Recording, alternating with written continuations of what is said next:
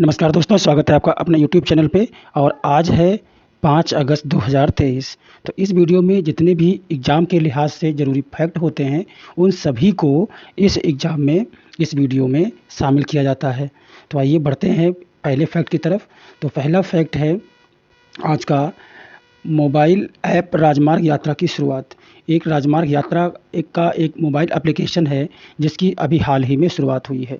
और इसकी जो शुरुआत है वो की है national highway authority of India, NHAI। यह आपका national highway authority of India ने इसकी शुरुआत की है।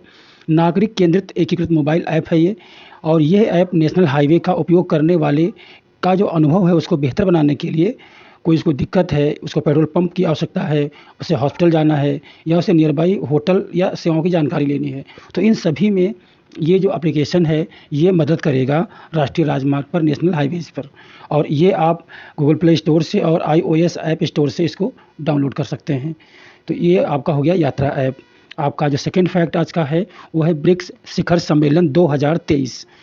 2023 का सम्मेलन है और ये किसका है? ब्रिक्स का, BRICS। आपको पता है कि इसमें आपका ब्राज़ील होता है, भारत है, चीन है, दक्षिणी अफ्रीका है और रूस है।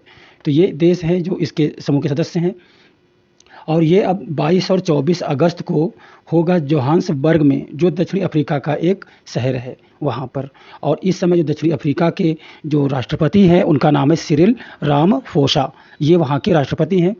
और अभी ये व्यक्तिगत तरीके से आमने सामने होने वाला कोविड-19 या जो आपका कोरोना हुआ था उसके बाद जो प्रतिबंध लगे थे उस टाइम पे, उसके बाद अब ये व्यक्तिगत रूप से पहला आयोजित हो रहा है, पहला ब्रिक्स। तो ये 4 सालों में ये नहीं हुआ है, तो 4 साल बाद अब हो रहा है 2023 में। तो ये हुआ आपका ब्रिक्स का, जो 2023 का ब्रिक्स का है वो दक्षिणी अफ्रीका के जोहान्सबर्ग में होगा और ये 22 से 24 अगस्त को होगा। और वहाँ के जो राष्ट्रपति हैं उनका क्या नाम है? Cyril Ramaphosa.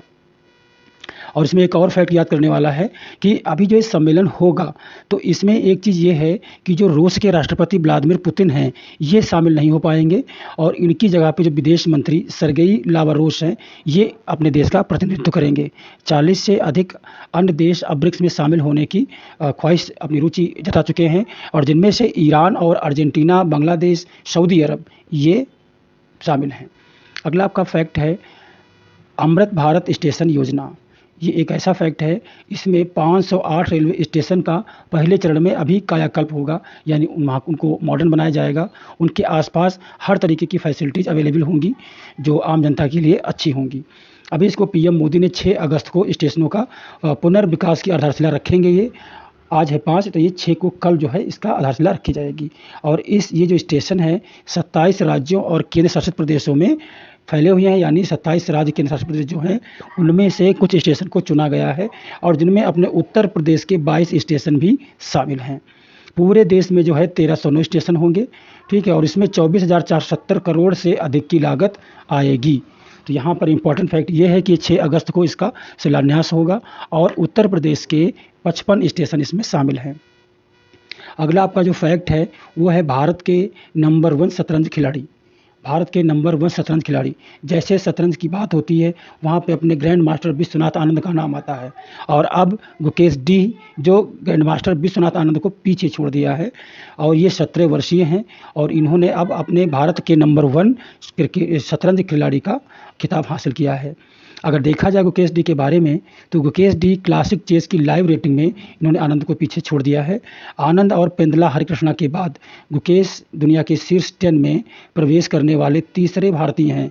मतलब अगर दुनिया के 10 खिलाड़ियों को ले लो जो शतरंज खेलते हैं, उनमें भारत के एक आनंद का नाम था और दूसरा पेंदला हरिकृष्णा का नाम था और तीसरा नाम गुकेश डी शामिल हो गया है।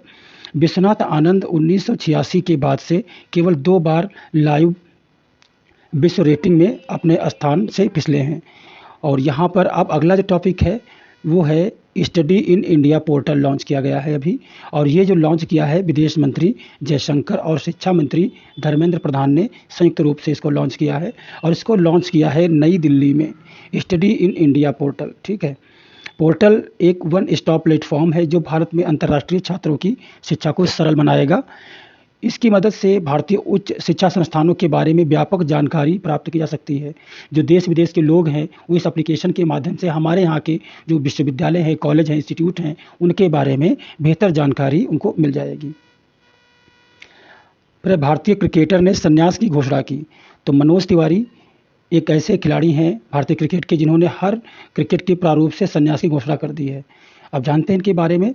मनोज तिवारी की अगर बात की जाए तो मनोज तिवारी भारत और बंगाल के बल्लेबाज हैं, ठीक है। और आखिरी बार इन्होंने 2015 में खेला था, जब भारतीय टीम ने जिम्बाब्वे का दौरा किया था, जब जिम्बाब्वे में हुआ था।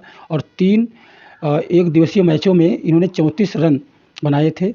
तिवारी वर्तमान में पश्चिम बंगाल के युवा मामले और खेल राज्य मंत्री हैं, इसलिए इन्होंने भारतीय क्रिकेट के जो भी क्रिकेट है उसका सारे प्रारूपों से अभी संन्यास ले लिया है मनोज तिवारी ने।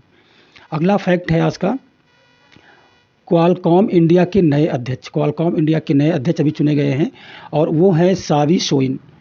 सावी शोइन जो हैं ये अभी इसकी जो क्वालकॉम इंडिया है इसके नए अध्यक्ष चुनी गई हैं। क्वालकॉम स्मार्टफोन प्रोसेसर निर्माता है। ये स्मार्टफोन का जो प्रोसेसर होता है इसकी एक निर्माता कंपनी है और ये एक बहुराष्ट्रीय अमेरिकी कंपनी है।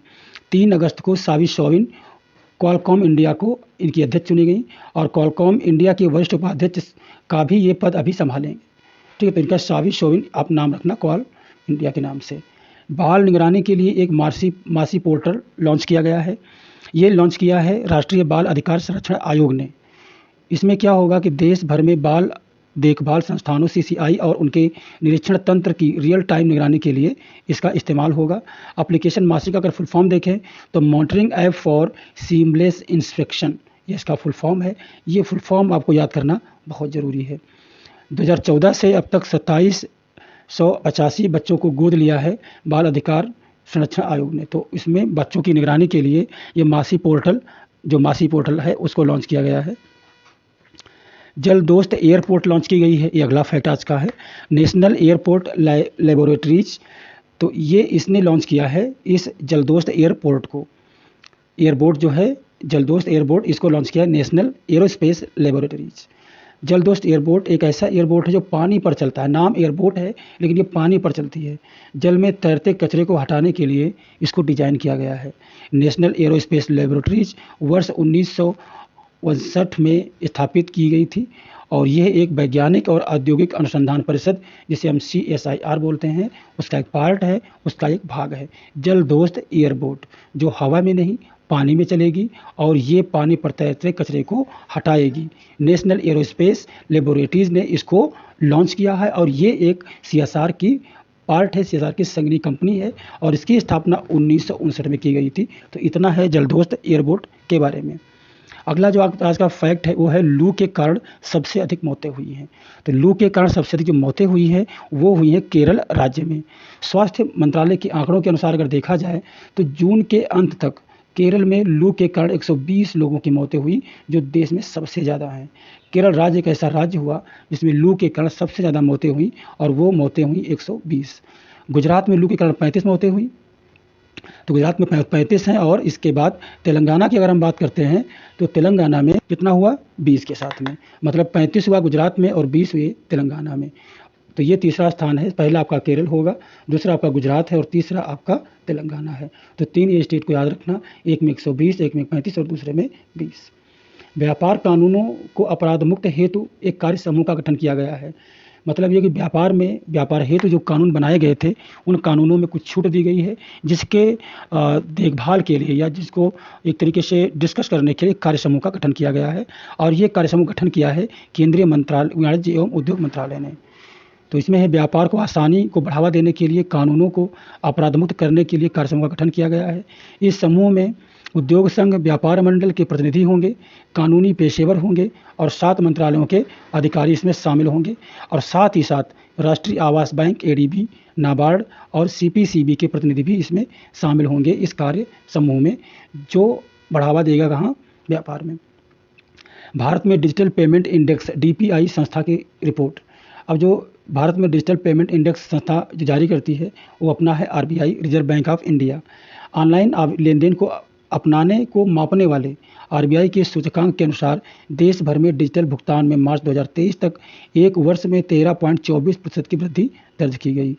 RBI का डिजिटल भुगतान सूचकांक RBI DPI मार्च 2023 के अंत में 395.57 पर था, जबकि सितंबर 2022 में 377.46 था और मार्च 2022 में 349.30 था। तो ये है डीपीआई की एक रिपोर्ट कि किस तरीके से लोग ऑनलाइन प्लेटफॉर्म को अपना रहे हैं। ठीक है, अगला जो आज का टॉपिक है वो है 2022 में देश में रेबीज से सबसे अधिक मौतें हुई। तो ये सबसे अधिक मौतें कहाँ हुई? नई दिल्ली में। लोकसभा में स्वास्थ्य मंत्रालय के द्वारा ये जानकारी दी गई कि दिल्ली में 48 मौतें केवल रेबीज से हुई और पश्चिम बंगाल में 38 मौतें हुई। इसके बाद आंध्र प्रदेश और कर्नाटका का स्थान है। तो रेबीज के मामले में दिल्ली सबसे आगे है और 2022 में ये टॉप पे रहा। अगला आपका जो है पॉइंट है, आज का फैक्ट है, वो है पाकिस्तान को ऋण पर 2 साल का रोल ओवर दिया गया। अभी रोल देने वाला, उसका जो रोल ओवर है या छूट है, उसको कौन देने वाला है? चीन। चीन ने पाकिस्तान को 2 साल की अवधि के लिए 2.4 अरब अमेरिकी डॉलर की ऋण पर 2 साल की छूट दी है। इस कदम से भुगतान संतुलन के गंभीर संकट से जूझ रहे पाकिस्तान को कुछ राहत मिलने की संभावना है। तो इस पर छूट दिया है 2 साल के लिए। ये था आज का आखिरी फैक्ट और मिलते हैं अगले वीडियो में नए टॉपिक के साथ में। तब तक प्लीज़ अगर आपको वीडियो अच्छा लगता है तो सपोर्ट करना मत भूलिए। सपोर्ट कीजिए और वीडियो को लाइक, शेयर और सब्सक्राइब कीजिए। कोई उद्देश्य है, कोई सॉल्यूशन है तो ज़रूर बताइए, किस टॉपिक की वीडियो बनाने हैं तो ज़रूर बताइए। नमस्कार दोस्तों, मिलते हैं अगले वीडियो में नए टॉपिक के साथ में। तब तक के लिए जय हिंद।